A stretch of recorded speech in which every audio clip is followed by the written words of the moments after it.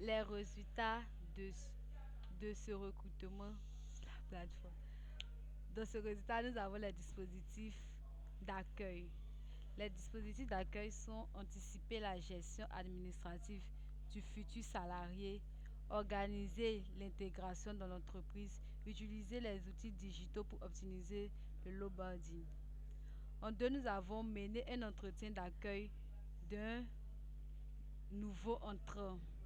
Pour cela, le DRH respecte la fréquence des entretiens, invite son collaborateur une semaine en avance.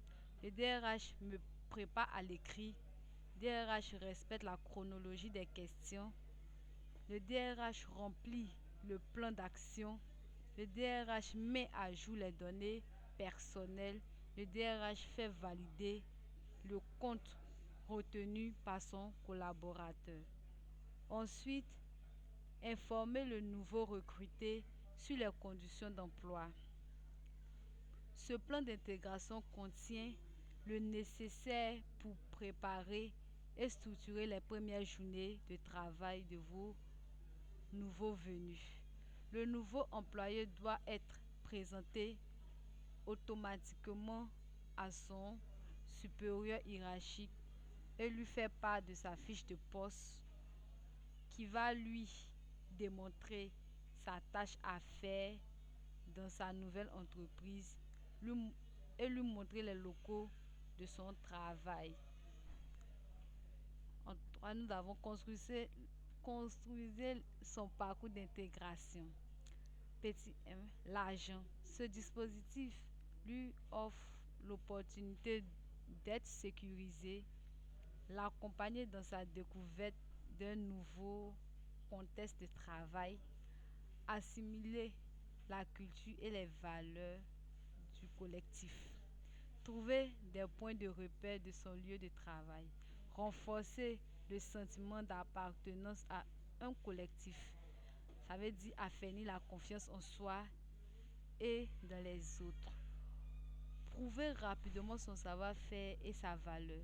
Se constitue un réseau relationnel qui facilite sa progression. Pour le supérieur hiérarchique, ce processus d'intégration lui permet de limiter les aléas inhérents à ce type de situation, sécuriser l'argent dans cette phase, cerner les potentialités du nouvel arrivant, organiser un dispositif de professionnalisation en conséquence, accélérer son intégration dans le collectif de travail, éviter les incompréhensions entre le nouvel arrivant et le collectif de travail. Cette intégration donne la possibilité de manifester, manifester au nouvel arrivant l'intérêt qu'il présente pour le collectif, créer des conditions favorables pour accélérer l'intégration et l'opérabilité de cette personne dans le collectif. La structure. Cette structure est un moyen de renforcer, renforcer plus rapidement les compétences collectives, donner une image positive de la structure, faire passer des messages de façon maîtrisée. Ensuite, nous allons faire le bilan d'intégration à votre supérieur hiérarchique. En tant que RH, vous rencontrerez le salarié durant un entretien individuel. Vous analyserez à la fois son vécu dans l'entreprise, de sa vision et de son évolution dans les mois à venir. Pour cela, des questions concrètes et ouvertes sont conseillées.